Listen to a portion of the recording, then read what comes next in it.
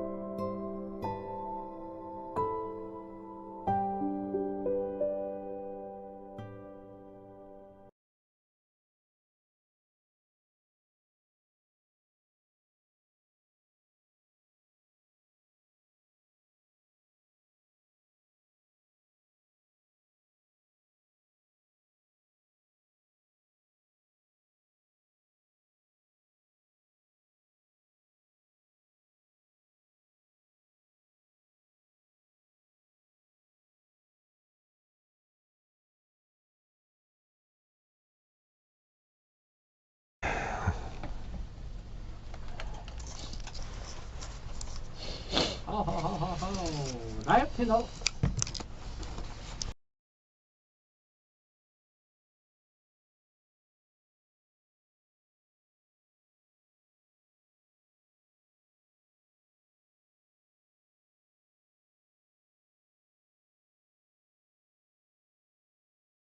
Welcome to Politics, Economy, Agriculture, and Sharing. I'm your host, Chin-Feng Xin.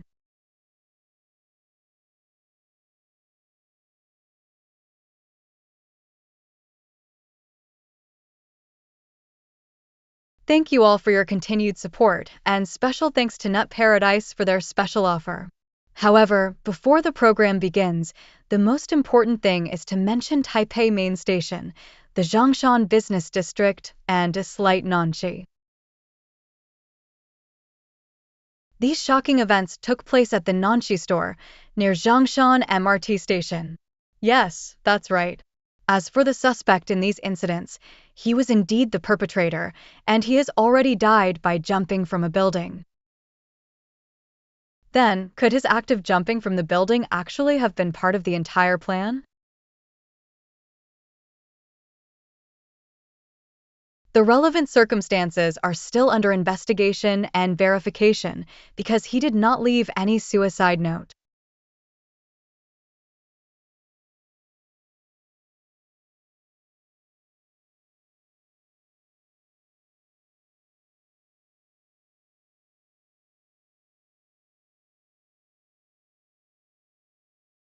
This type of lone wolf attack crime is actually extremely difficult to prevent and often catches people completely off guard. It can also be seen that he conducted fairly detailed investigation and research beforehand, based on the past case of Chung Chi's attack. Subsequently, he also attempted to overcome the shortcomings of the previous case, trying to kill more people, cause more severe injuries, and trigger a greater social shock. Because this type of lone wolf attacker has antisocial personality traits, their sole purpose in action is to create the greatest possible social impact. In my view, if we only ask the police to strengthen patrols, the effect will likely be quite limited. This is because he would first go to the scene to conduct a survey, identify weaknesses in the defenses, and then choose the right moment to take action.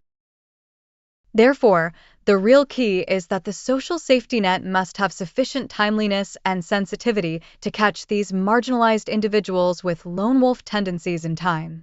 I believe this is what we should pay greater attention to. After all, we are not experts. All we can do is express our deepest condolences.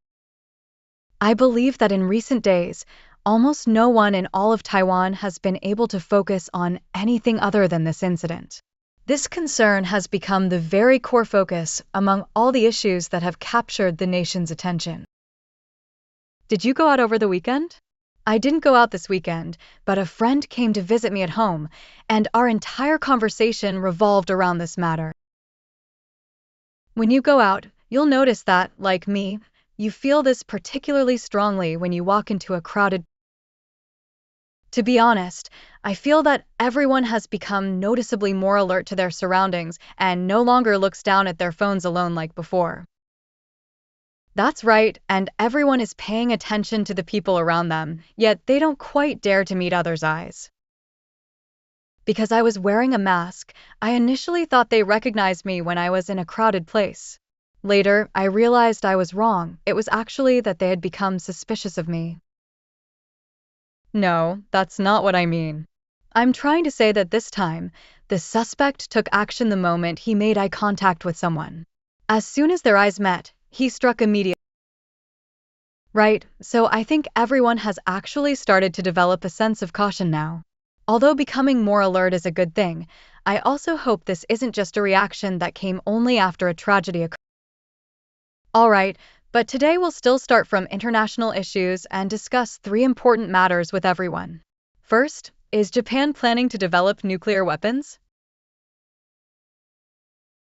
As for the resurgence of militarism, the rise of right-wing forces within Japan has actually become increasingly evident. In fact, aside from the rise of militarism driven by right-wing forces, they have also begun to waver on the three non-nuclear principles of not possessing, not producing, and not introducing nuclear weapons. In fact, even before taking office as Prime Minister, SiSTeCATI had mentioned more than once that she believed the last restriction of the three non-nuclear principles, not introducing nuclear weapons, should be broken. Therefore, although everyone actually knows who that cabinet official is since several Japanese media outlets have already reported it, he is still being treated anonymously. After the anonymous message was released and stirred public opinion, the SiSTeCATI cabinet immediately stated, "No, we have not changed any of the three non-nuclear principles." However, the way this matter was handled is almost identical to the approach of previous Japanese governments, especially during the administrations of Shinzo Abe and SiSTeCATI. Their strategy has always been to take 3 steps forward and 1 step back, advancing gradually. Therefore, Japan's genuine intention to possess nuclear weapons is something we absolutely cannot ignore. Next, the second part to be discussed is whether U.S. Secretary of State Rubio is gradually shifting from a hardline anti-China hawk to a faction with a more moderate stance. Wow, the change in his attitude is quite obvious and hard to ignore. Especially when reporters asked questions, they directly called him out and asked, "You are seen as an anti-China hawk. Given the current tensions between China and Japan, are you willing to condemn China?" The media's way of questioning was just that straightforward. He replied, No. My relationship with China has always been very good. Mr. Chenfeng and I have also reached a rare consensus. That's right, our consensus is he truly has changed. And we believe this transformation is sincere. Next, we will further explain why we think Rubio's change is genuine. Finally, let's talk about the fact that mainland China has successfully developed an EUV lithography machine. This is truly remarkable and undoubtedly a major breakthrough, but in my view, it's not the most concerning development. In fact, in the field of technology, they have made many other worrisome advances of various kinds, including technologies such as small-scale nuclear power generation systems. Not only these, but there are also many other aspects worth paying attention to. Especially in the field of artificial intelligence, we conduct related tracking and updates almost every Wednesday. Alright, then let's start with the Japanese media. The local outlets include several well-known organizations such as Kyodo News, NHK, and Asahi Shimbun. So, what exactly does this signify? This means that the same official told multiple media outlets at the same time that Japan should abolish the third principle of the 3 non-nuclear principles, that is, the one prohibiting the introduction of nuclear weapons. Although he emphasized that he had not discussed this matter with SiSTeCATI, and that SiSTeCATI might not necessarily agree with this assertion. He even went further to say that under the current circumstances, it is still quite difficult to accept the cancellation of the third principle of the 3 non-nuclear principles. It should be noted that before being elected Prime Minister, SiSTeCATI consistently emphasized that the third principle of the 3 non-nuclear principles, not introducing nuclear weapons, should be abolished. So, does this situation now suggest that SiSTeCATI and this anonymous official are putting on a good cop, bad cop act? Therefore, although Chief Cabinet Secretary Toshimitsu Motegi came forward to deny it, stating that Japan would not change its 3 non-nuclear principles, the situation has still drawn public attention.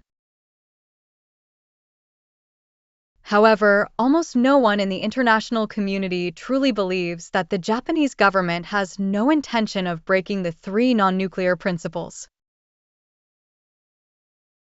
In any case, this person is an official appointed by SiSTeCATI and has the authority to provide her with advice related to national security.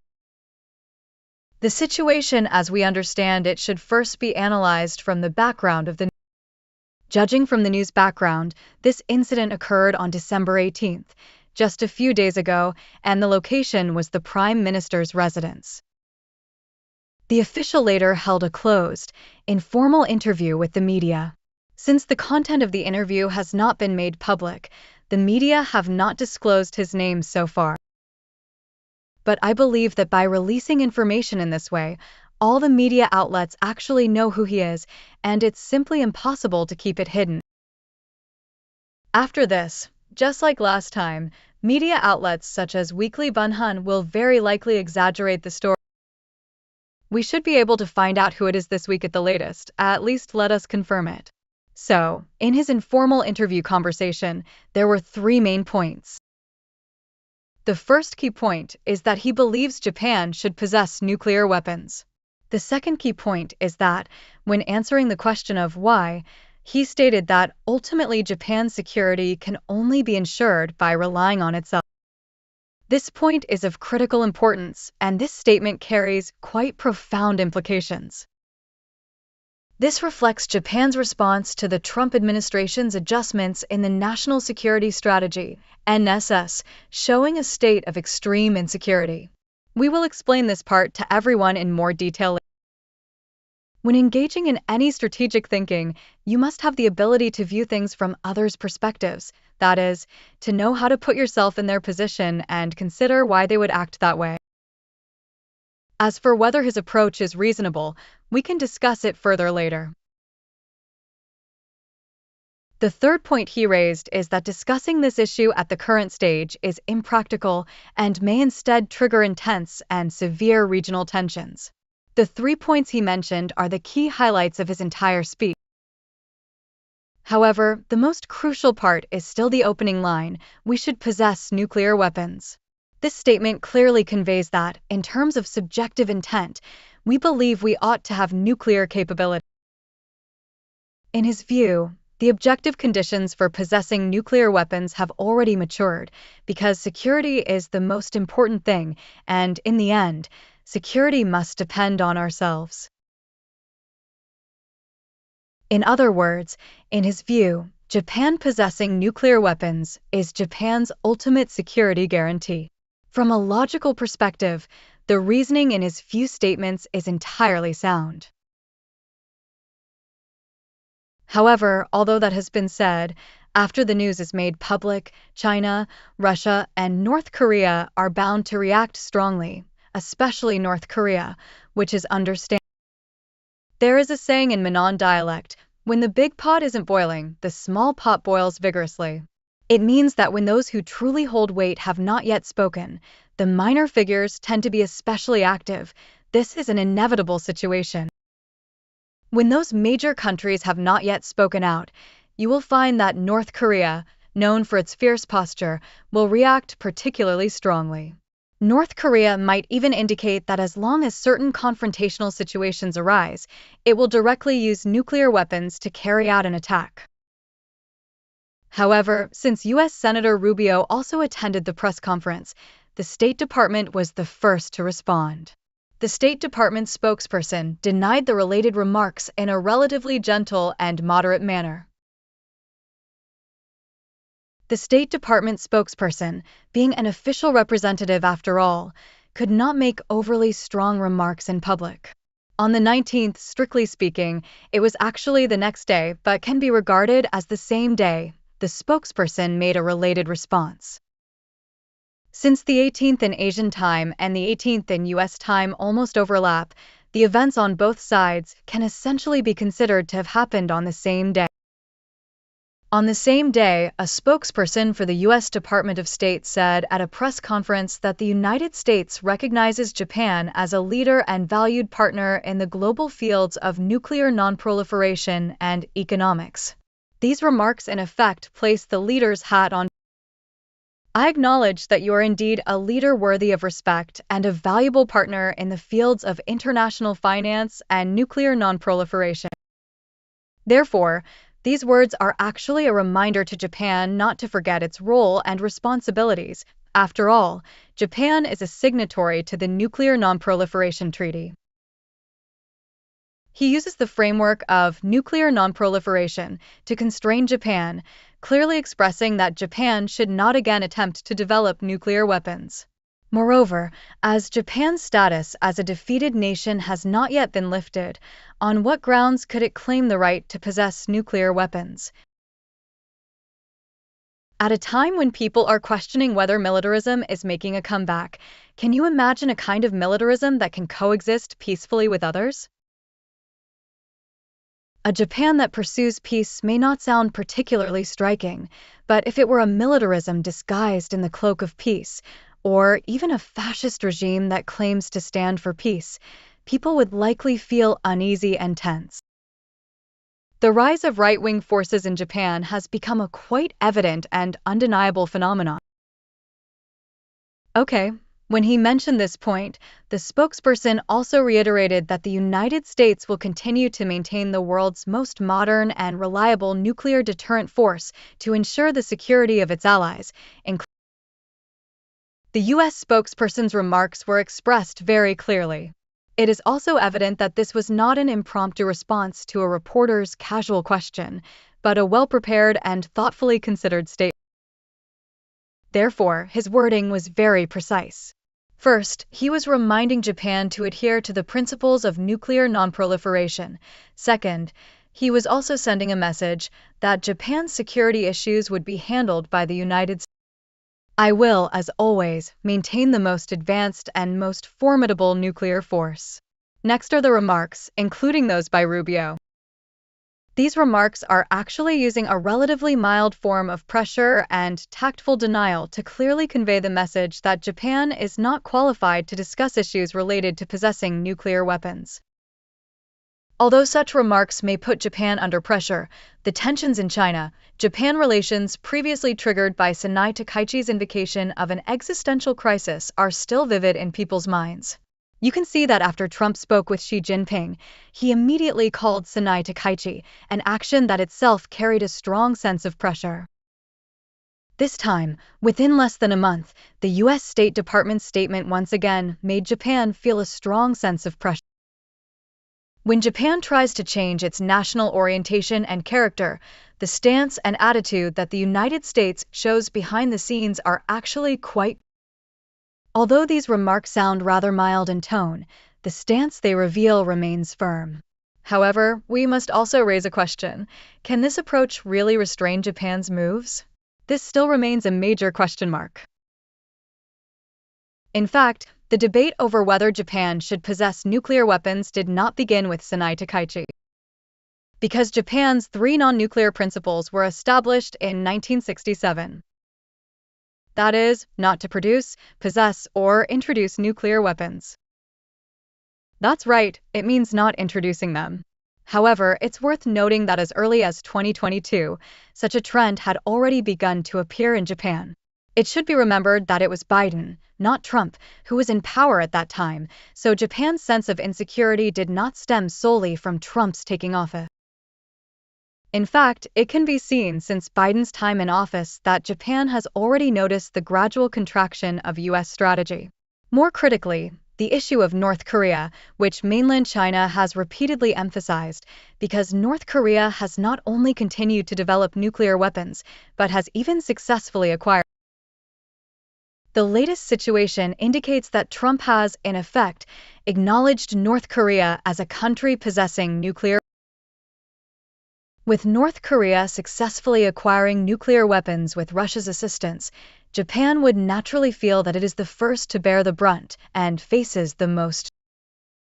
Because North Korea's main attack target, apart from South Korea, that is, the Republic of Korea in the southern part of the Korean peninsula, is actually Japan, which is its more central objective.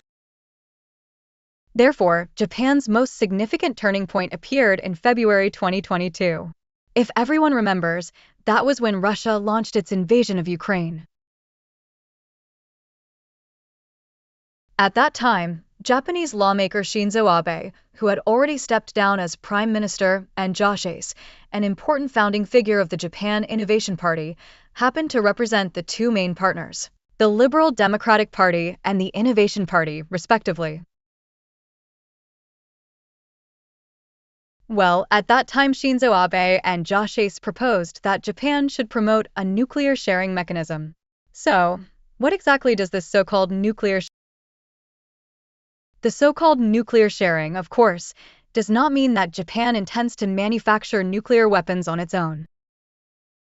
However, does this so-called nuclear sharing refer to allowing the United States nuclear weapons or missiles equipped with nuclear warheads to be deployed within Japan? They have not made this part clear. Alternatively, the so-called nuclear sharing could also refer to American nuclear submarines being allowed to enter Japanese ports. In any form of nuclear sharing, at least Shinzo Abe and Joe Hyang-soo have already taken the lead in sending the first clear signal. Subsequently, in Japan's party leadership election, SiSTeCATI, Taro Kono, and others also took part in the campaign. In addition, Shigeru Ishiba also took part in this election. All three candidates actually discussed the concept of nuclear sharing and unanimously believed that the no introduction restriction in the three non-nuclear principles should be conditionally lifted. Of course, SiSTeCATI's remarks were the most direct, while Shigeru Ishiba expressed his views more tactfully. However, after being elected, Shigeru Ishiba immediately avoided talking about this issue. What I want to emphasize is that, judging from this history, Japan's intention to possess nuclear weapons did not start today. In fact, if we look back at developments over the past 4 or 5 years, we can see that discussions on this issue have become increasingly frequent within Japan. Moreover, those participating in the debate are no longer only far-right supporters. Many mainstream political figures have also begun to speak out. Next, let's talk about the remarks made by Rubio that we just mentioned. So, what exactly did Rubio say at that time? At the year-end press conference, Rubio stated that the entire event lasted nearly 2 hours, and Japan was one of the key points he particularly emphasized. In addition, he used Japan as an entry point to further discuss issues related to China. He stated that the United States should move forward with Japan through a strong and steadfast partnership, while also seeking ways to cooperate with China in a more proactive manner. He did not explicitly express support for or opposition to Japan possessing nuclear weapons, but the overall tone and manner of his remarks continued the consistent rhetoric and logic of the Foreign Ministry spokesperson. Next, the most representative figure who publicly expressed opposition within Japan was Shigeru Ishiba. Shigeru Ishiba criticized that his words and actions before and after being elected prime minister were completely different. I believe that, in some respects, he may not have truly felt Japan's strategic predicament until after he was elected prime minister. That kind of strategic predicament cannot be solved merely by a momentary burst of courage or by shouting slogans about possessing nuclear weapons and expanding military strength. In fact, it is very similar to the predicament faced by. If political relations with neighboring countries cannot be eased, then no matter how much money is invested or how many weapons are purchased, it will ultimately only bring even more serious disasters upon oneself. Alright, Shigeru Ishiba pointed out that possessing nuclear weapons would absolutely not bring any positive impact to Japan. He stated that if Japan were ever to possess nuclear weapons, it would be forced to withdraw from the Nuclear Non-Proliferation Treaty, which would not only make the country's civilian nuclear energy policy unsustainable, but also seriously harm its national interests.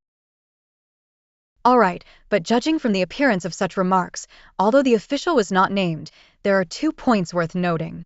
First, SiSTeCATI does not intend to take any action against this official. Right, okay. In other words, I'll let the dog out to bark a bit first and see how everyone reacts. Judging from the public's response to this probing move, SiSTeCATI's attitude seems to be just like Japan has always handled certain sensitive diplomatic probes in this manner. That is indeed the case. The second point is that when SiSTeCATI's government was discussing this matter, we are currently unable to reconstruct the full discussion that took place at the Prime Minister's residence that day. It is unclear whether only this official spoke while everyone else remained. Or were there actually some more complex, interactive discussions involved? In addition, when this issue was raised, did SiSTeCATI express her own opinion? These circumstances remain unknown in current news. It is hard to imagine that, in a setting where such a question was raised and important officials at the Prime Minister's residence made remarks, everyone else remained completely silent. I truly find it difficult to picture such a scene. It is also possible that this was merely a case of an individual official speaking out on their own. Perhaps it happened at an event attended by many officials, or in a setting where that official was together with several journalists. The key may lie in the location where it happened. He was at the Prime Minister's residence at the time, which is an extremely sensitive place.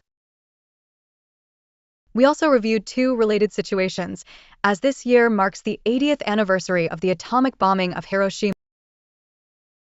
Therefore, in August this year, there was a wave of discussions in Japan about issues related to atomic bombs and nuclear weapons. However, polls at the time showed that 40% of the Japanese public believed the three non-nuclear principles could be moderately relaxed within a flexible scope. In addition, SiSTeCATI's approval rating had exceeded 70% for 3 consecutive months. With strong poll support, public backing for easing the 3 non-nuclear principles is gradually strengthening. Therefore, SiSTeCATI's influence should not be underestimated, as only public opinion can truly serve as a counterbalance to her. If public opinion firmly opposes it, there may still be a chance to prevent this from. However, if public opinion generally believes that this direction is correct and feasible, the situation will be different. Although Japan is the world's only country to have suffered atomic bombings, most people seem to have gradually forgotten this part of history. Today, Hiroshima and Nagasaki each have more than 1 million inhabitants, and both have long since developed into highly industrialized cities. Therefore, some people believe that the 3 non-nuclear principles could be moderately relaxed to a certain. Those 3 principles are actually very clear. Basically, without the ultimate goal of possessing nuclear weapons, the practical significance of the 3 non-nuclear principles becomes quite limited. Alright, precisely because these 2 conditions are clearly laid out, don't ever mistake this as something Mock Motoharu is saying casually today. Afterward, SiSTeCATI did not make any response, while Rubio merely offered some polite remarks. However, after strong opposition from China, Russia, and North Korea, this matter may have been temporarily suppressed. But I believe Japan has essentially opened Pandora's box because of SiSTeCATI's remarks. Once this Pandora's box is opened, public opinion in Japan will snowball and gradually develop in a direction related to nuclear. Because the conditions Japan possesses are completely different in level from situations such as the Iranian nuclear issue we discussed earlier. Iran may still not possess weapons-grade enriched uranium, is still striving to assemble centrifuges, and is seeking ways within underground facilities to obtain key elements that could be used to develop nuclear weapons. It can even be said that Japan is currently far superior to North Korea in terms of its capability and conditions for manufacturing nuclear. For SiSTeCATI, Japan can at least possess some of the capabilities we mentioned earlier, since these items are all subject to strict regulation. Japan possesses about 47 tons of separated plutonium, and these materials have basically reached weapons-grade levels. Plutonium-239 itself is a key material that can be used to manufacture nuclear weapons. So, what exactly does 47 tons mean? Such an amount would be enough to produce thousands of nuclear bombs, around 6,000 in total.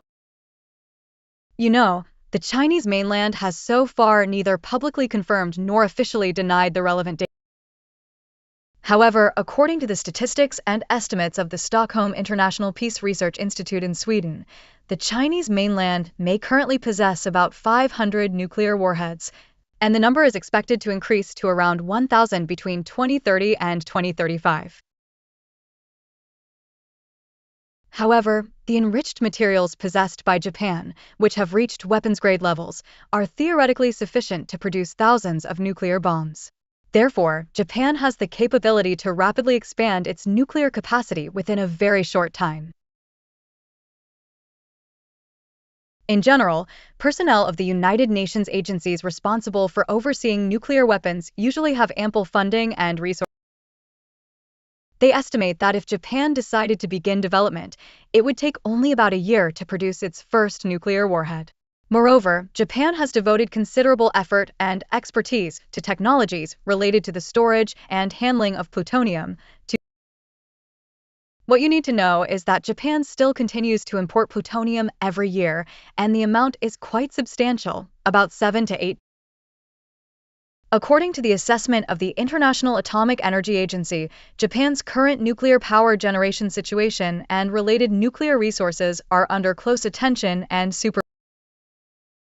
They pointed out that since some nuclear power plants in Japan have adopted a mixed fuel design, a certain proportion of plutonium needs to be used as a fuel component during operation. However, according to their calculations, even if Japan builds 18 nuclear power plants using mixed fuel by 2030 in accordance with its nuclear energy development plan, the annual demand for such fuel would still be only about 2.6 tons. However, Japan imports about 8 tons of plutonium each year, a quantity that far exceeds the actual demand of its civilian nuclear energy program, and as a result, it has accumulated over the years to a total of about 47. The International Atomic Energy Agency had actually issued warnings before, but they did not attract widespread attention. Because the United States remained silent, other countries also chose. I also believe that the attitude of the United States is actually a form of tacit approval and acquiescence. When assessing nuclear fuel that could be used to develop nuclear weapons, the United States has always adopted extremely strict standards and controls. However, he possessed such a vast amount of nuclear fuel and raw material reserves. In addition, he has the ability to convert these nuclear fuels into nuclear weapons and also possesses the technology to launch long-range missiles. Yes, this is another key point. As we just mentioned, Japan possesses weapons-grade nuclear materials, which is a well-known fact, and the quantity is quite considerable. In fact, from time to time, there are waves of discussions in the international community questioning why Japan needs to maintain such a large stockpile of weapons-grade nuclear fuel. Why has no one so far been able to clearly and effectively explain the reason for this? Japan always wraps itself in the guise of peace, projecting an image of a nation that loves peace. I admit that after World War II, this was indeed a rare and hard-earned achievement for them. Japan has successfully packaged itself as a harmless, peaceful, and friendly nation. However, the vast resources it possesses are in fact of little practical use other than for those weapons-grade materials. Aside from being used to make nuclear weapons, tell me, what real practical purpose do they serve? A small part of it is indeed because, when Japan uses civilian nuclear energy, a substance called mixed uranium-plutonium fuel is produced. This type of mixed fuel is permitted for use under certain conditions. The amount that can actually be used is extremely limited, very little indeed. Alright, as we just mentioned, according to the estimates of all nuclear energy experts, it would take Japan about half a year to turn these materials into an actual nuclear warhead. If there is no external supervision, Japan would need only about half a year to complete it. And to mount the nuclear warhead onto the so-called missile would take only about a week to finish. Therefore, Japan is only about half a year away from becoming a country that truly possesses nuclear strike capability, as it not only has the technology for nuclear weapons themselves. Before Japan even began discussing nuclear weapons, what countries such as mainland China and Russia were actually more concerned about was why Japan was deploying so many medium and long-range missiles. Why do you want to deploy medium and long-range missiles in this region? And why carry out the same deployment in that? These medium and long-range missiles, combined with Japan's Sorya-class submarines, are basically enough to give it a complete nuclear triad strike capability in a short time. Because medium and long-range missiles involve the three main factors determining the overall destructive power of nuclear weapons. First, the warhead's power. Second, the delivery capability. And third, the willingness to actually use them.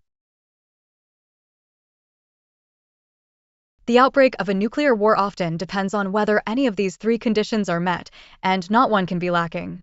You must possess nuclear warheads and have long-range delivery capability, because this is a type of strategic weapon. You must have long-range delivery capability, and in the third aspect, you must also have the willingness to use such nuclear weapons. Japan's current attitude demonstrates that it possesses this kind of willingness, because when it lacks a sense of security, it tends to seek such means to ensure its own safety. The likelihood that he possesses nuclear warheads has almost reached 100%, and he could acquire the corresponding delivery capability within a very short time. If Japan truly intends to pursue nuclear armament today, it indeed possesses a complete nuclear strike and attack capability. If the authorities remain silent on this matter, then there is nothing more. Once a public statement is made, it cannot easily be taken back. Therefore, these developments are ones we must closely monitor. We can clearly see that North Korea is showing the strongest anger toward this.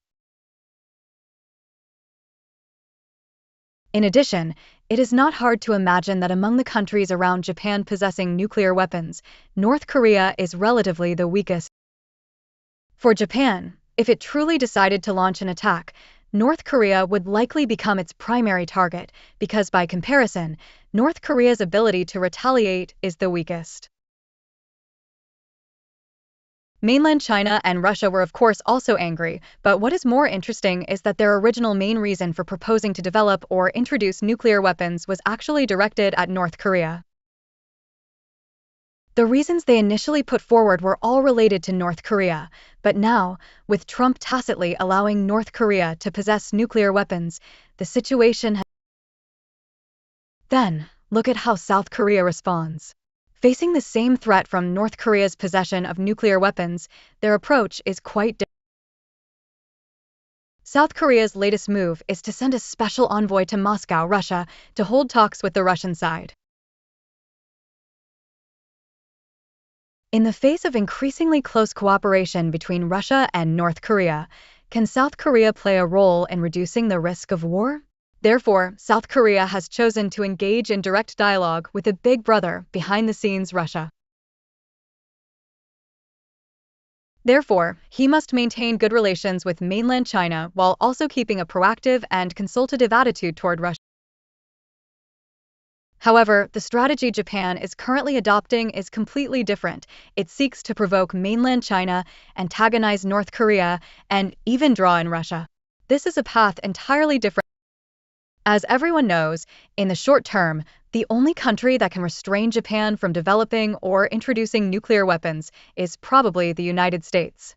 However, the United States' stance and attitude may change at any time.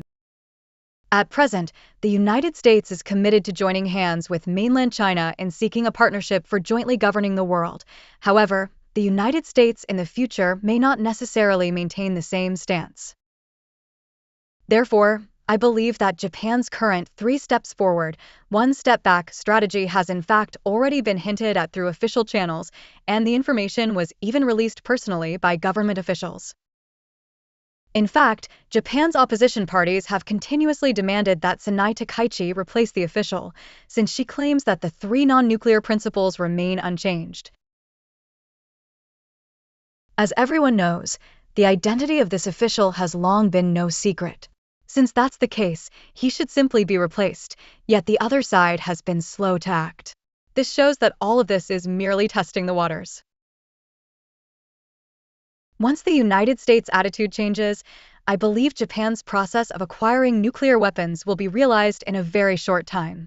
This change, which is very likely to occur in the near future, will inevitably have a profound impact on the overall situation in Northeast Asia. This is in fact a major international event with far-reaching implications. Although people generally regard nuclear non-proliferation as a fundamental principle of modern society, it has long been elevated to a moral consensus.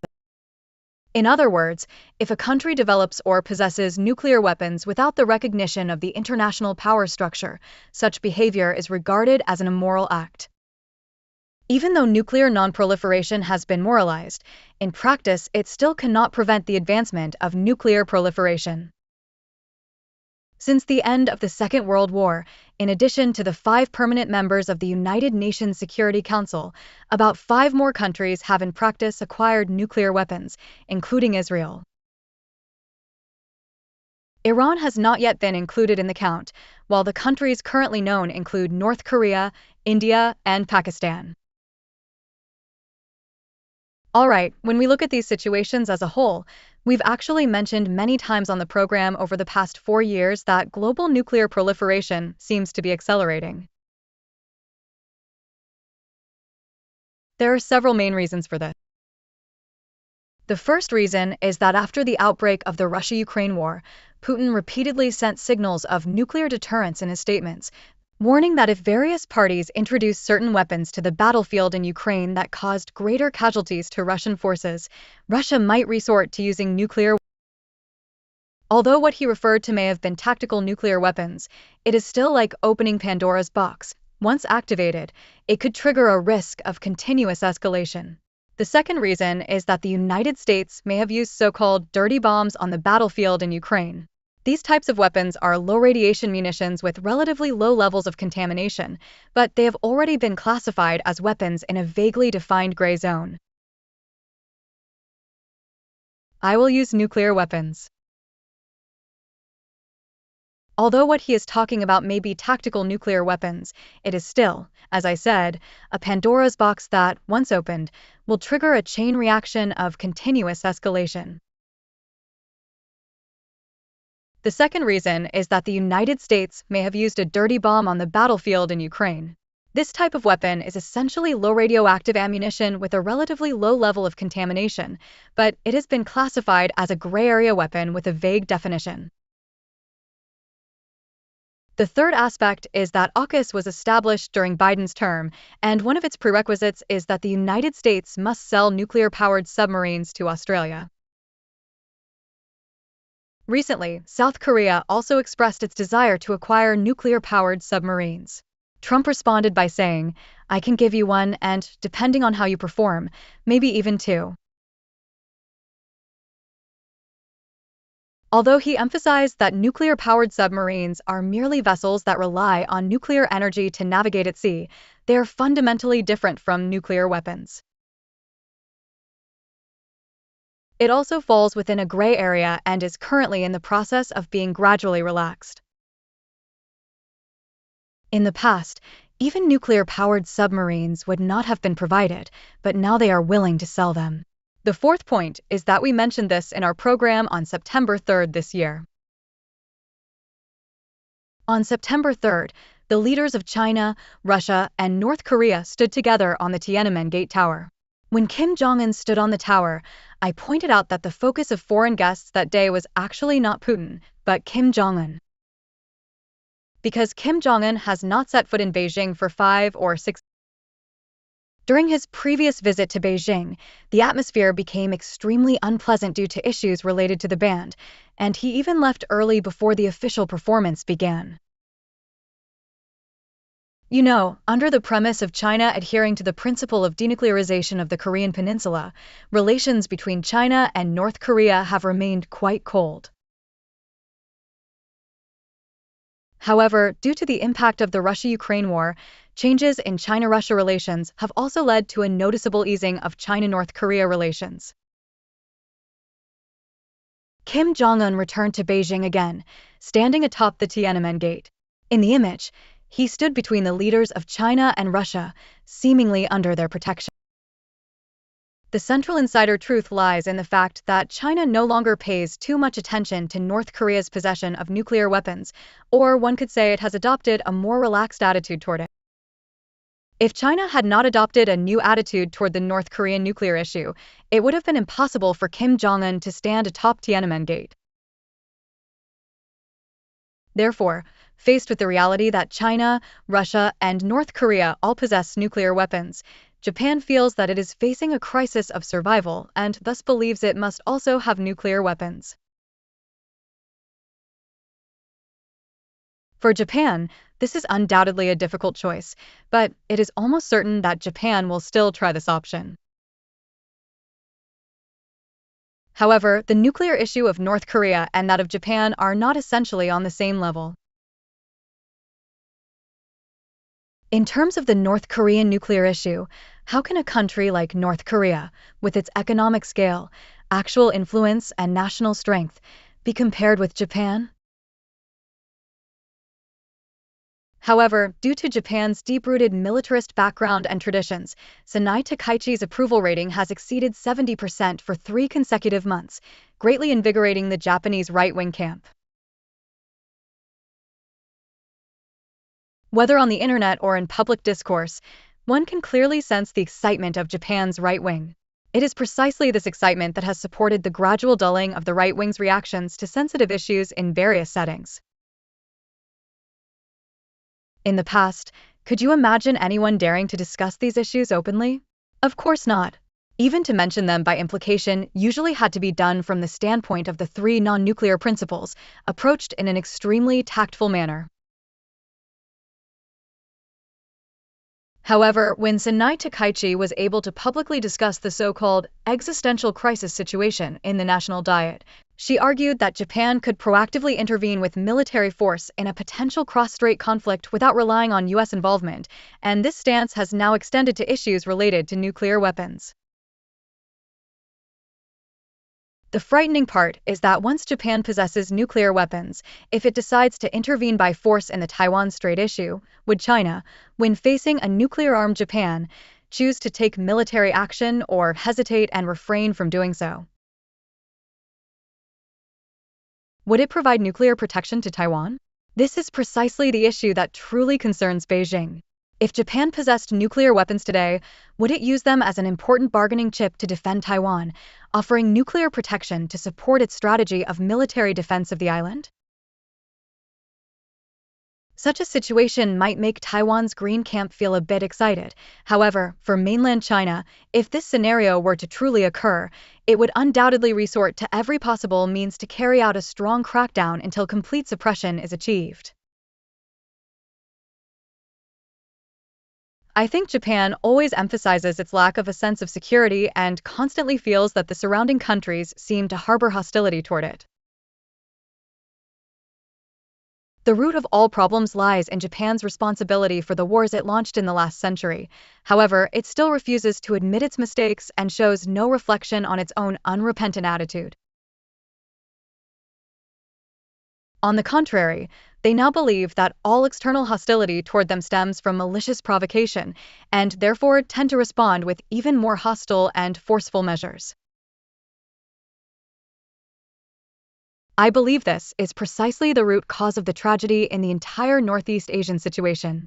Alright, let's now return to what we mentioned earlier and continue following Rubio's year-end press conference.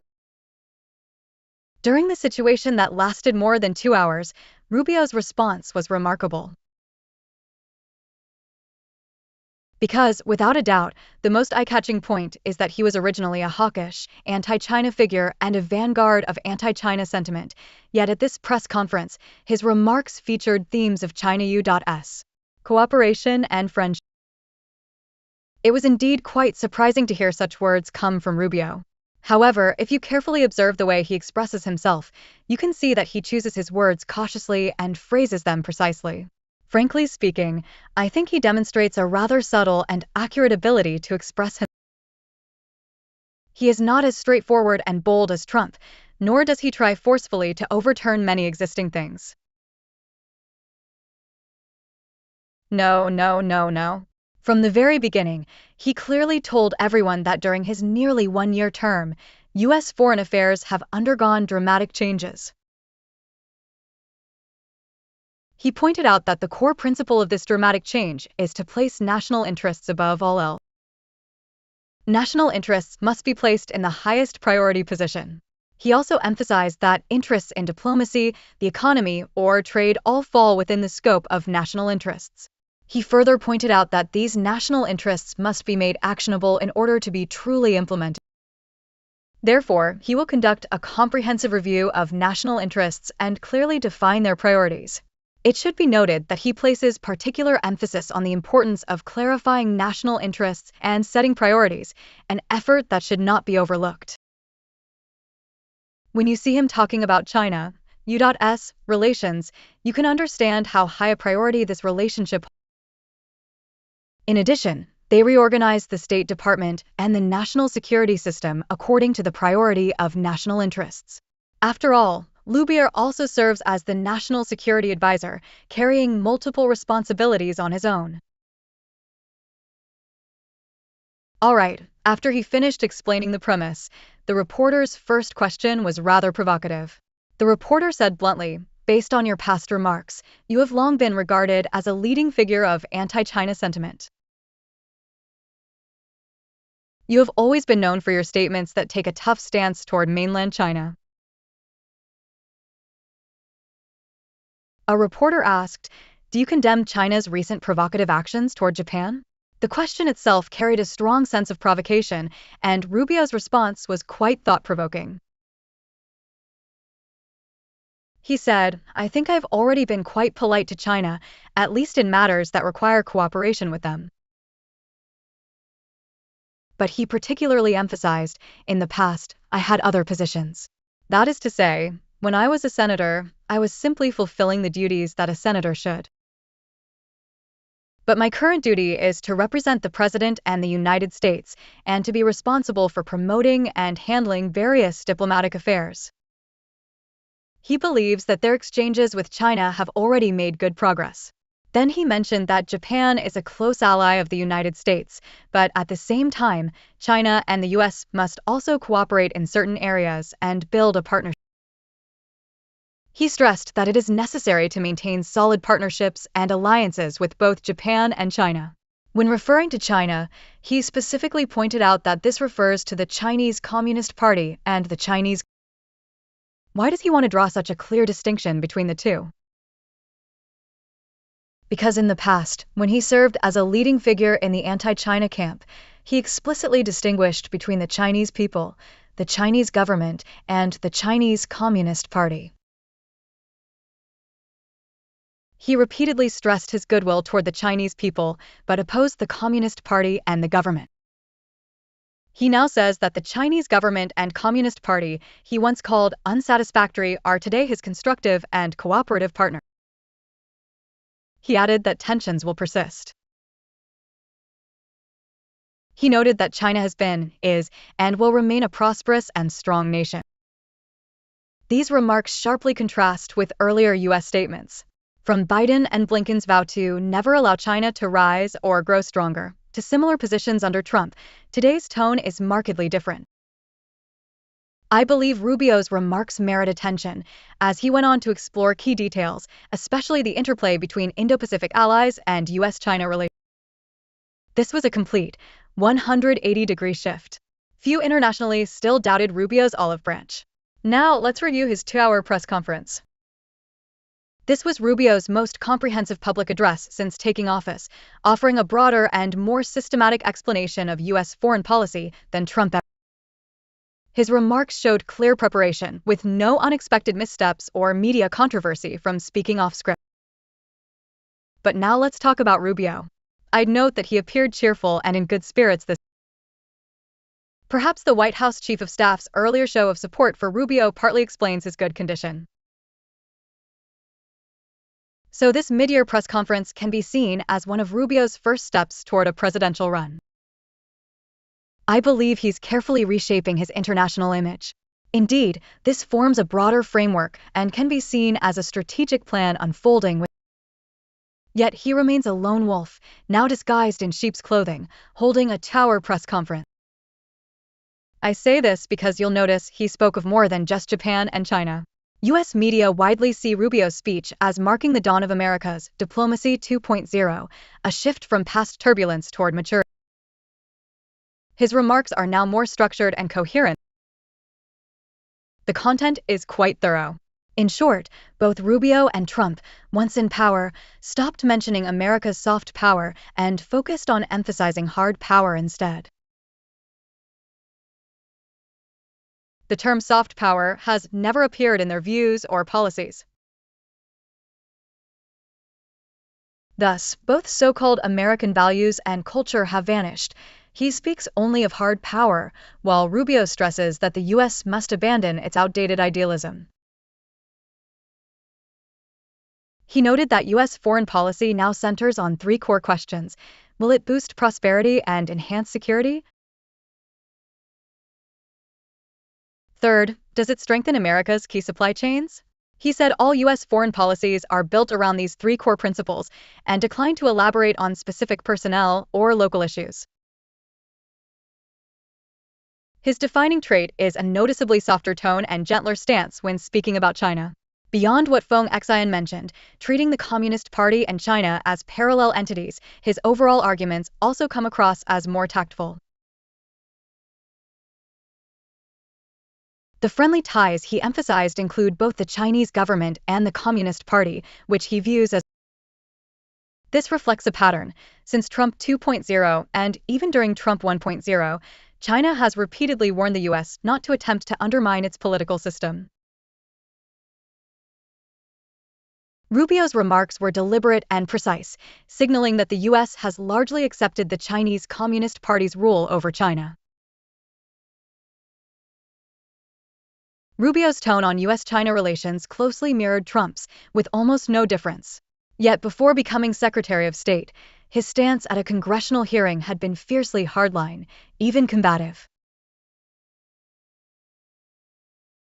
That was less than a year ago, in January. In just over 10 months, his attitude has noticeably softened. 10 months later, his attitude had become much more moderate, a shift partly driven by his inability to diverge from Trump's stance. The gap is significant, as Trump's portrayal of China differs sharply from past statements by the U.S. State Department, figures like Rubio, and America's allies.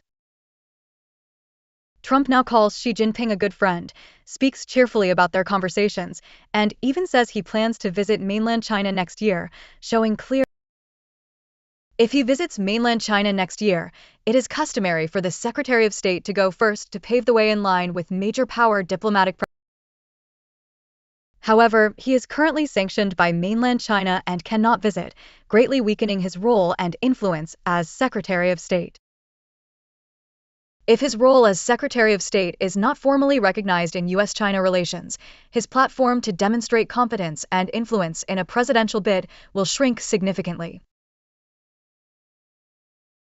If China withholds recognition, your opportunities on the global stage will sharply decline, many key events will be off-limits, and Beijing remains unfriendly toward him. So how should Rubio respond? He is quickly softening his stance on China, and at the year-end press conference, his tone toward Beijing was notably mild. Our so-called sincere repentance needs quotation marks. I still see him as a wolf in sheep's clothing. You may take him for a sheep, but his talk on China only shows a surface gentleness. However, this gentle nature he shows is far from complete. Notice his later remarks. He repeatedly discussed developing low-cost, intelligent, and autonomous weapon systems in the field of military technology. This sends a crucial signal to the capital market.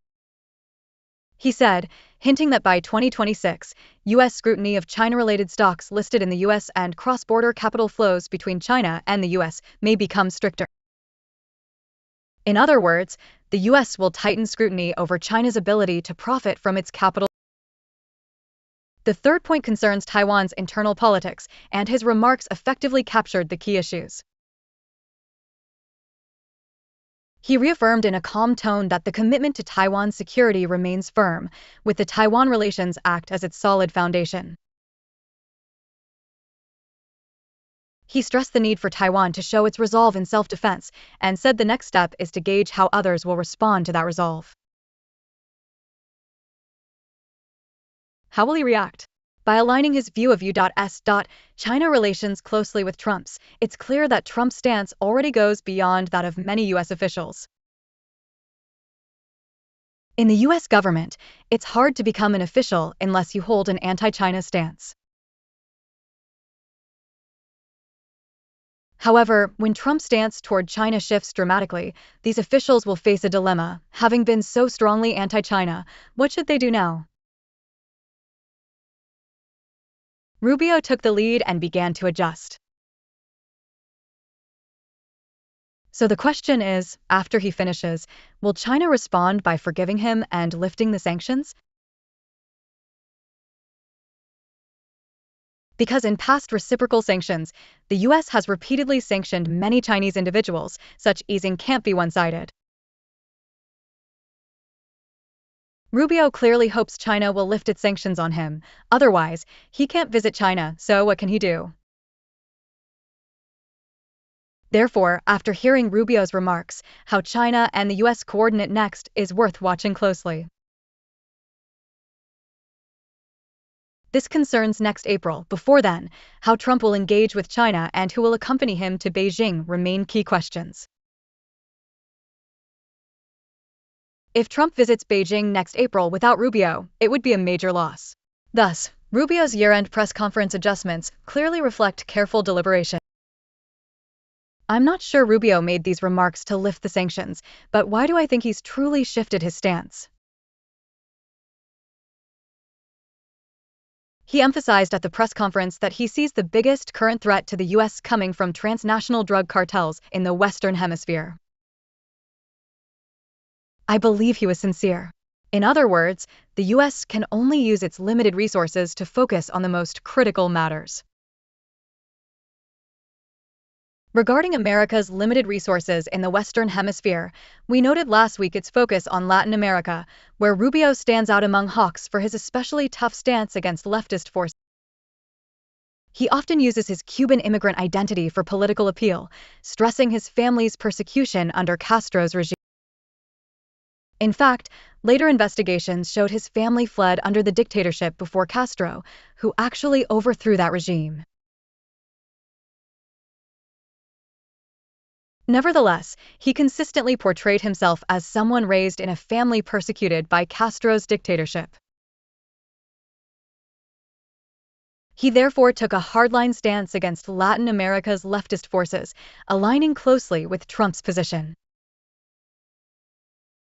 If he focuses his attention and resources on Latin America, aiming to restore the Monroe Doctrine's influence across the Americas and maintain friendly ties with the U.S., this direction is quite reasonable. Because of his background, he must work to ease tensions with mainland China, which I find entirely reasonable. In fact, this isn't Rubio's first such shift in his political career. When he entered politics in 2006, he already had strong ties with the Bush family. Once seen as a Republican establishment figure, he leveraged Tea Party support to unseat his predecessor and win a seat in Congress. He was later elected to the Senate, where Tea Party backing pushed his politics further right. Though once a vocal Trump critic, he has since returned to support. I therefore believe Rubio's shift is possible. My concern, however, isn't whether mainland China will lift its sanctions on him. My point is that during Trump 1.0, America focused on China's rise. Now, he's shifted to addressing China's growing power, advocating cooperation instead. This is a fundamentally different idea, but Trump 1.0 did influence Biden. I believe the changes brought by Trump 2.0 may last longer than we expected. We can keep observing, it's only been a year. In short, Rubio's transformation is tangible and genuine, and he's helped bring the Trump 2.0 shift to. He adjusted to respond to the changes brought by Trump 2.0, making him a revised version of Rubio today. From 2006 to 2017 and now to 2025, Rubio has kept evolving, reflecting his pragmatic and ever-adapting nature. We should highly commend him for his strong adaptability and flexibility in facing reality. As for his past claim of having a Cuban background, I'd note that his family background is almost identical to Machado's from Venezuela. They were both beneficiaries of the colonial era. Yes, that's right. However, Cuba's radical shift to the left at the time put state enterprises and assets, like oil, at risk of confiscation. The profit network they once relied on as beneficiaries collapsed completely, making them victims of the revolution. They soon fled, expressing strong anti-communist views against Venezuela, Cuba, and others, a situation shared by many foreigners in the U.S. In the U.S., the fiercest critics of Iran are often Iranians themselves, just as political opposition usually comes from within the same group. This reflects America's long-standing pattern. Its debates over Cuba or Latin America hold little real significance. At most, Rubio noted in a press conference that the U.S. once focused on a return to Asia, but now he calls for America's return to the Americas to refocus on its own backyard and protect its interests. After all, he himself is of Cuban descent. He clearly knows Latin America far better than other regions. Right, but our main point is that neither Rubio's press conference nor Trump's remarks now frame China as an ideological enemy, an important shift. The trade war has paused, as the U.S. realizes that continuing would bring no gains and only greater losses. This issue of The Economist argues that Trump has unintentionally aided China, as it was the only country bold enough to say no to the U.S. and achieve an equal footing in global trade talks. I believe the tech and financial conflicts will persist. Rubio may soften his once hardline stance on China, but both he and Trump will remain vigilant to prevent China from expanding its power enough to surpass the U.S. in these fields. So next, we'll focus on what happened last Friday. According to Reuters, mainland China has secretly built a prototype EUV lithography machine in Shenzhen. They expect to use the EUV equipment to produce advanced chips by 2028 and begin mass production by 2030. Therefore, even with the necessary equipment, producing cutting-edge 5 nanometers, 4 nanometers, or 3 nanometers chips still requires extensive time and fine-tuning.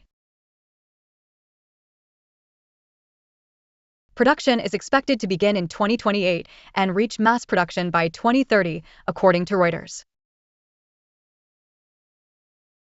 Mainland China has neither officially denied nor confirmed the matter, though it's widely viewed as credible.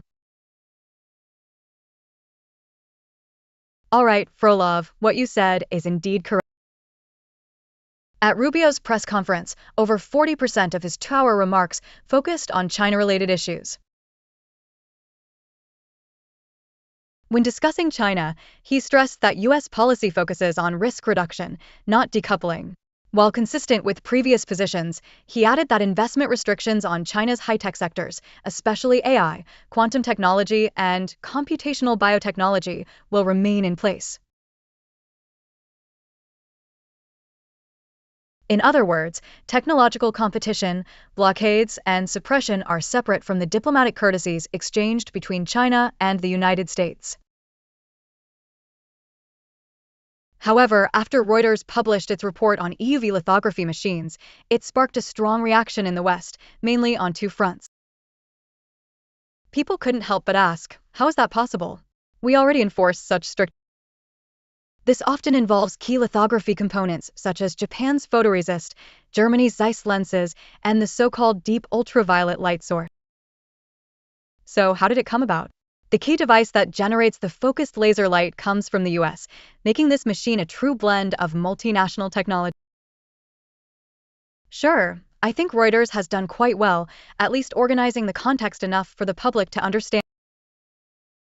In other words, the top-secret lab in Shenzhen, China, has successfully generated deep ultraviolet light, marking a breakthrough in the technology.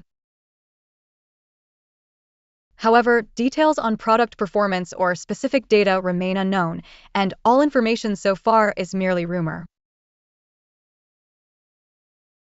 We noticed lingering doubts about its light source, lithography accuracy, and overall assembly, whether the machine is built from mixed parts or features a fully self-developed, integrated system like China's 6th-generation model.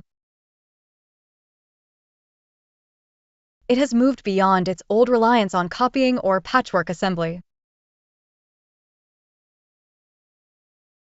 Before the 5th-generation fighters, the US could still claim China was imitating, but by the 6th generation, it had to stay silent, as China's designs and performance standards had fully diverged from the West, charting its own distinct path.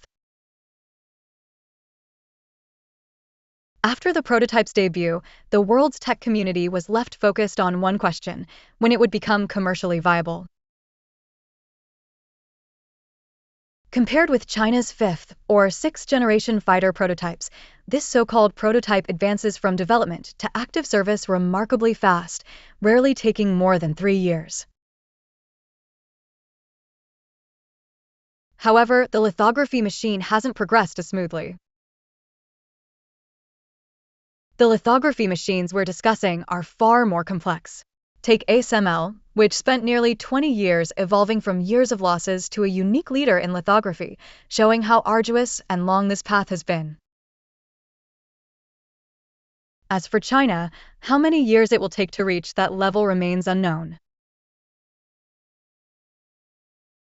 I suppose everyone can only speculate now. As I've said before, I believe in Rinzhengfei's 3-year cycle. Starting now, expecting major progress around 2028 or 2030 seems reasonable, which is why many think China's advancement will be rapid. Once China masters independently developed EUV technology, I believe the global landscape will enter a new stage. I once read the book The Light Maker about ASML, which thoroughly explores how the company rose to prominence step by step. In fact, the ability to make lithography machines and their process level isn't decided by equipment suppliers alone, but through close discussion and coordination with chip manufacturers.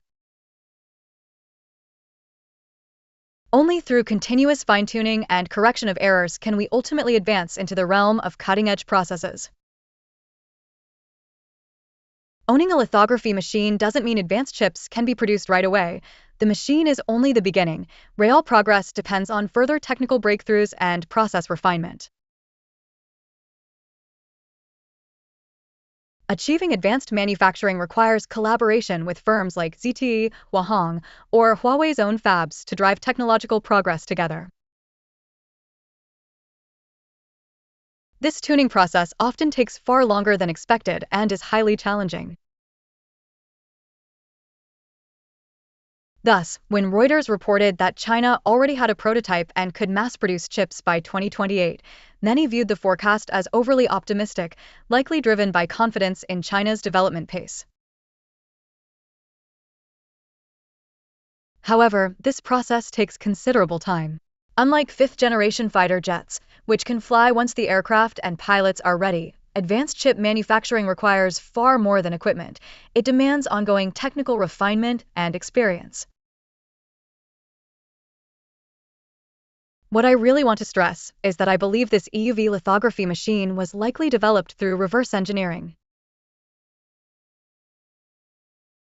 First, it should be noted that all lithography machines, whether early Japanese models or ASML systems, are built from the world's most advanced instruments and technologies. At the time, many believed China couldn't build its own lithography machines within 10 or 20 years because these systems combine the world's most advanced companies and technologies, making it hard to imagine any single nation could achieve such a feat. Now, China has successfully developed a prototype, a breakthrough that shocked the world. At this stage, only the most advanced chip manufacturing technology truly limits its growth. As mentioned earlier, in the AI chip field, Huawei has used mathematical methods to overcome physical limits and optimize single-chip performance. Their approach, using mathematics to complement physics, systems to strengthen chips, and algorithms to refine them, is a comprehensive, systematic solution. This design approach greatly boosts computing efficiency, enabling older chips to deliver performance comparable to NVIDIA's latest models. This astonished everyone, even NVIDIA. Imagine how much greater Huawei's performance could be if it gained access to advanced chips. See? With only outdated chips, I can already rival your advanced ones. So, what if I had advanced chips myself? I think if Huawei gained access to advanced chips in this situation, its performance would reach astonishing levels. You know, even with older chip technology, I can already compete with your advanced ones, so what would happen if I had advanced chips too? This is, in my view, the central focus of the entire tech community in the field of photonics. I don't think it can operate immediately, but once it runs successfully, everything will change.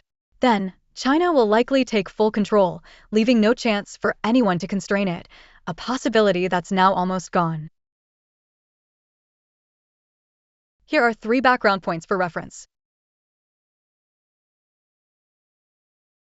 As Fingjie mentioned, ASML's CEO stated that the company's expertise in photolithography, especially EUV technology, is irreplicable for China because it stems from years of accumulated experience. In this integrated experience, each country holds only part of the photolithography technology, and none possesses it in full. ASML once faced major setbacks when Germany's ZEISS refused to cooperate, suffering greatly as a result. Thus, ASML could still be vulnerable to ZEISS's control. In other words, the countries involved in producing an advanced EV machine maintain a delicate and fragile balance. In other words, each country holds specialized, irreplaceable technologies in photonics. He believes it would be extremely difficult for China to reach the same level on. He believes China must build this systemic integration capability through long-term effort. Moreover, we should not forget an important event that happened. In September 2024, 2 major events reshaped the global landscape. One was China's successful launch of the DF-31 missile on September 20. After the missile launch, the US immediately realized that China had mastered long-range missile delivery capability. Thus, looking back, since last September the US tone and attitude in talks with China have fundamentally.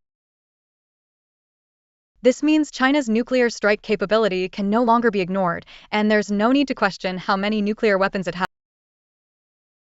My precision projection skills already prove my strength. One demonstration is enough. I'll notify the target location in advance. Just wait there, and I'll deliver the strike on time. The US had already waited at the designated location, and the missile arrived as planned, so everything was under control without issue. Another key event occurred last September when China's Ministry of Industry and Information Technology released its first catalog for major technical equipment, publicly listing for the first time the specifications of China's domestically developed DUV lithography machine. Last year, China effectively announced that it had mastered DUV technology and met required standards, with all technical parameters in place. Yet, before the official release, many still doubted China's true capability in producing DUV lithography. Indeed, there remains a gap between DUV and EUV technologies. However, overall, mainland China has made remarkable progress. Exports have been strong since last year, and this year's trade surplus. The first stage marked the rise of domestic industry. The second saw China develop independent manufacturing and collaborate with the US and Russia to produce SPD. The third began with the emergence of EUV technology, which reshaped and divided. After completing the relevant deployments, the US is now closely monitoring China's overall exports. This year, China's trade surplus hit a new high, with the top export being chips made using. China has become the world's largest supplier of single export products. As a result, once Chinese firms enter an industry, prices there often plunge, sometimes to rock-bottom levels. If China truly masters EUV technology, the impact on trade and technology will be broad and far-reaching, especially since its DUV breakthrough was confirmed last September. No one now doubts China's ability to independently develop DUV lithography machines, and the only question left is how long it will take to move from DUV to EUV technology. I'm personally quite optimistic. Given China's current pace of development, progress will likely surpass Western expectations. Thank you all for your online. Also, don't forget to subscribe, like, share, and turn on the bell for updates. We sincerely thank all friends for their support, especially CCC 1969 for the generous sponsor. He got the first spot and was quite surprised. Block 001, what's going on? How did I give in without even noticing? Next is Block 001, following closely behind. Thank you for your donation. Also, heartfelt thanks to Tong Jiayu for the generous sponsorship. Special thanks to Ruth Ford Marine for the donation. He mentioned he used to think lawyers were rigid and spoke only by the book. The Constitutional Court in Taiwan did hold a meeting last week, that's correct. But he's the one being old-fashioned, utterly baffling. Even under the old Constitutional Litigation Act, his review was far too rigid. You do need 2/3 of the judges present, that's true, but there are only 5 seats now. Even with 7 of 8 seats still vacant, the meeting must still meet the legal quorum requirement.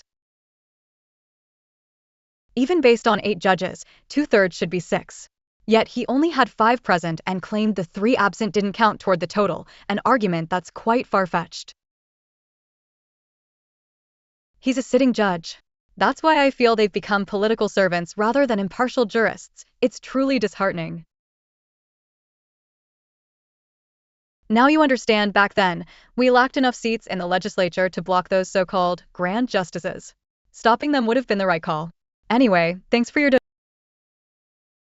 He said last weekend's events made people in mainland China see Taiwan anew, with a stark, kill-line image revealing arrogance at the top, indifference in the middle, and despair at the bottom, capturing the world's shifting. So, what do you two think about this? And what? In short, it's truly an unfortunate matter. From my perspective, it's clear that Taiwanese society feels quite unhappy right now. As a political leader, I believe the true measure of achievement lies in whether the people feel happy. Everyone hopes to feel happy in life, and for most people, the greatest desire is simply to live a joyful, fulfilling life. If a politician causes widespread fear, deep social division, constant worry about war or instability, and growing inequality, such an atmosphere can only make people more unhappy. Don't brag to me about that 7.37% economic growth rate. Everyone knows that aside from the core 80,000, or at most 800,000 people, most industries are struggling, and most people feel no benefit from economic growth. In Taiwan today, those who can afford fine dining, luxury cars, and mansions form a world apart from others, while most people live without much happiness. Politically, these situations deeply unsettle the public, a responsibility leaders should bear. Thus, I see them as fundamentally political issues. We'll see. After the vote in 11 months, once something happens, the internet will quickly spread rumors that he's a second-generation mainland spouse, only for it to turn out false again. Yes, exactly. They're deliberately trying to steer opinion and turn it into a political issue. Still, it's hard to say, since about 99% of people initially focus on the news itself. About 90% initially believed he was a second-generation mainland spouse born in Taiwan, but by the time the truth came out, only around 30% were still following the story. As for the remaining 69%, they're unaware you've clarified the issue and still think that person is a second-generation mainland spouse.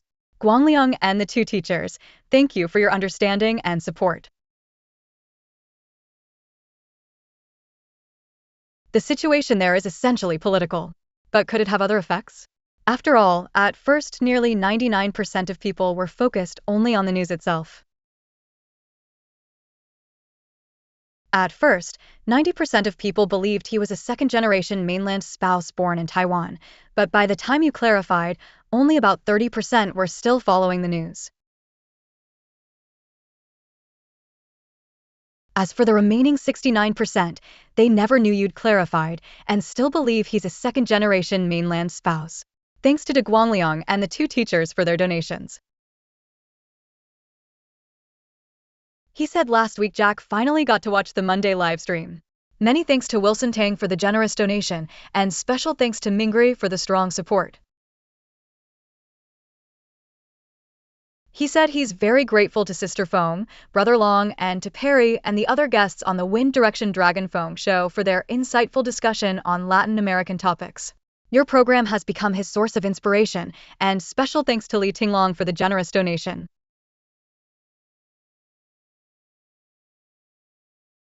Many thanks again to De Guangliang and the two teachers for their generous support. He said to treat the hosts and the hard-working production team to a cup of stingy coffee, and yesterday, he also enjoyed a full vegetarian meal with a teacher who married and settled in Taiwan. Taiwan offers a diverse range of delicious and affordable vegetarian dishes. Its widespread and innovative vegetarian culture truly stands among the best in the world. Thank you for your generous support.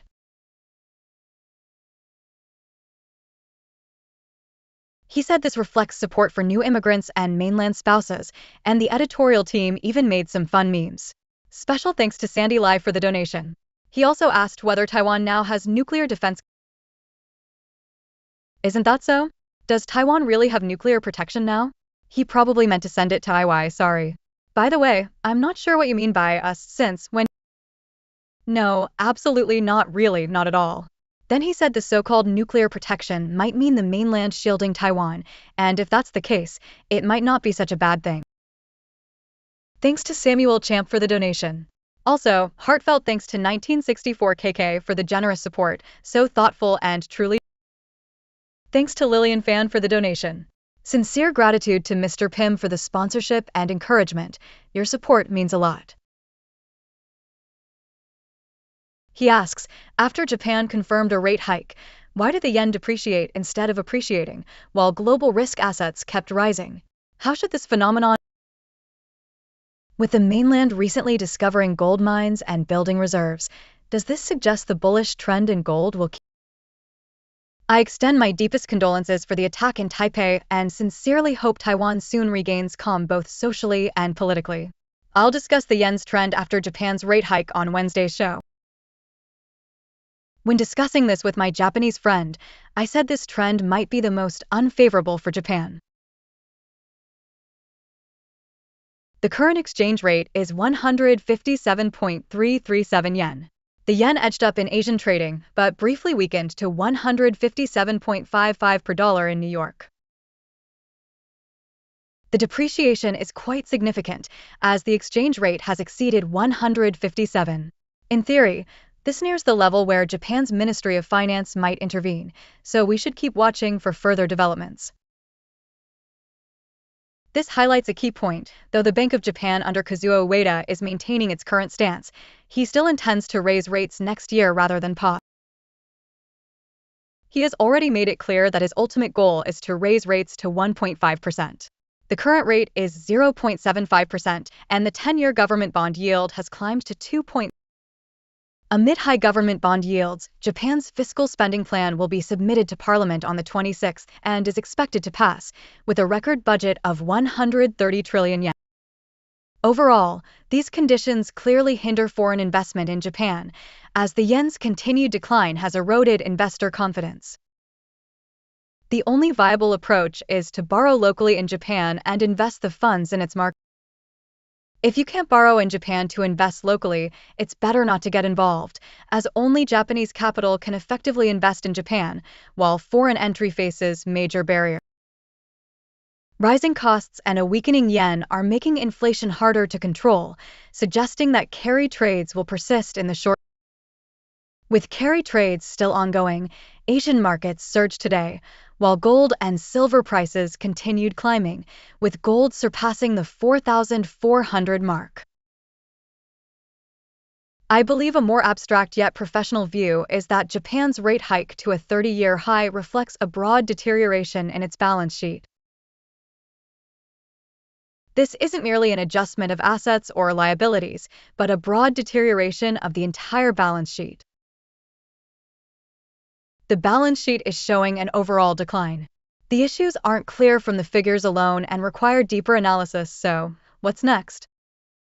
Heartfelt thanks to Denny Stein for the donation and long-term support, and to Ninami for your generous contribution and encouragement.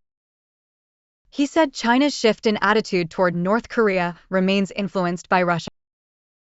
When Russia and North Korea renewed their alliance last year, international media were already suggesting that Putin's stance on Kim Jong-un's nuclear policy had shifted significantly. Russia no longer opposes North Korea's possession of nuclear weapons and is increasingly leaning toward supporting it.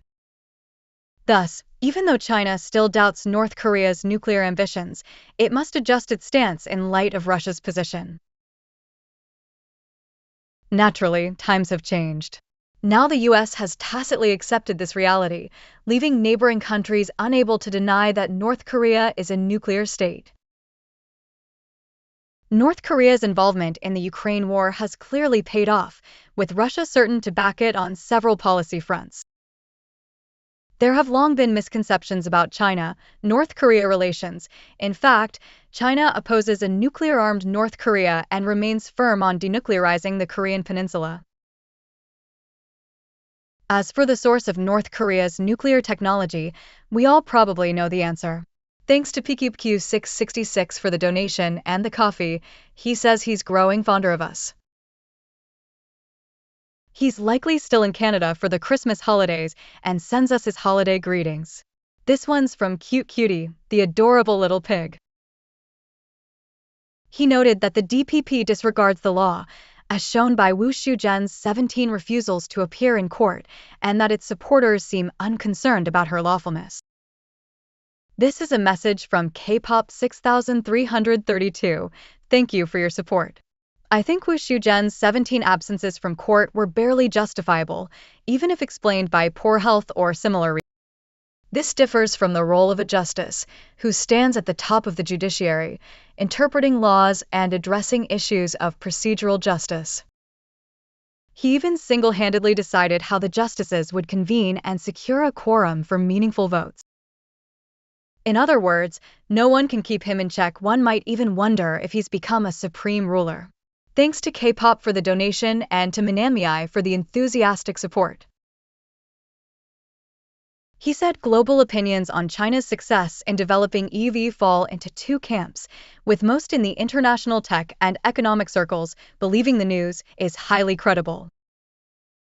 After all, such reports surfaced not only last year but also this year, though opinions differ on which technology they involve. Some believed the technology was stolen through reverse engineering, while others claimed it was independently developed. The debate mainly centered on DUV technology. Others, like Brothergwa said, completely dismissed it as fake news, arguing that DUV and EUV are entirely different levels of technology. I believe we still don't have the specific details yet. Earlier reports from within Huawei indicated plans to build lithography machines through reverse engineering. The new leader is reportedly the former head of ASML's China division. I believe reverse engineering is highly likely, but it's far more complex than imagined. The idea that you can build it yourself after disassembly is simply absurd. Even after disassembly, making many internal components from scratch remains quite difficult. The second key point is that for reverse engineers, one major concern is optimizing during replication, which is exactly what creators fear. This is crucial. I believe mainland China has made optimizations in the process, and these very improvements are what most concern the global tech community. In other words, this time production will not only succeed, but yield an even better product. I'm quite confident, as optimization is inevitable given the vast and complex supply chain involved. Many of these hundreds of thousands of components are actually produced in mainland China. He was already capable of making these components better than Europe or the US, but ASML wouldn't use parts made in China at the time. However, with modest optimization of mainland components, the final prototype could surpass the original machine. In this regard, I'm quite confident. Earlier, we learned that ASML's EUV system deliveries and assemblies have been quite limited, only about 10 units per year, as I recall. Exactly, because each machine is extremely costly and time-consuming to build, only about 10 are produced a year, reflecting an assembly process involving hundreds of thousands of components. Therefore, any attempt at replication is an extremely complex undertaking that can't be summed up merely as reverse engineering. Achieving true reversal is difficult in itself. Exactly. Once he succeeds, it'll be worth watching. He may not only finish it, but even surpass the original. Yes, absolutely. Finally, special thanks to Brafkin001 for the generous support. However, he highlighted a key point. Among the 3 dissenting justices, one was Zhu Fumei. Zhu Fumei is the wife of Prosecutor General Xing Taizhao. Many of Xing's major reforms are closely linked to her, though I won't go into further detail. Yes, we'll stop here for now. It seems the situation may shift again, as they're wondering whether Zhu Fumei's statement signals that Xing Taizhao is about to speak out too. I can't draw such a conclusion outright, as it involves legal expertise and differing professional opinions. Still, it's quite an interesting matter tied to domestic politics. We sincerely thank everyone for your support. Tune in tomorrow morning to Finishing Touches, hosted by Professor Chiu Shurqing. The following day, don't miss East, West, South, North Dragons Pair, featuring an in-depth discussion on Japan's current situation. Since we've wrapped up our discussion on passenger planes today, let's move on to the latest GPU showcased by More City.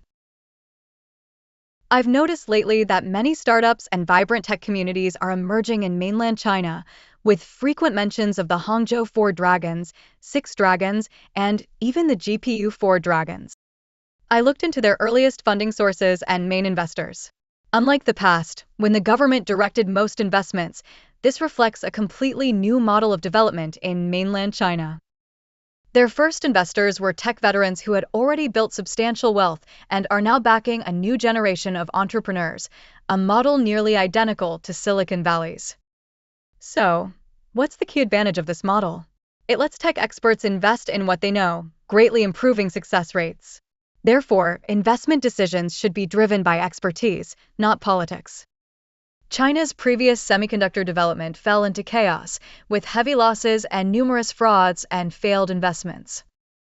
Exactly. I believe companies like Cambercon and others have recently shown a determination to grow independently and on their own terms.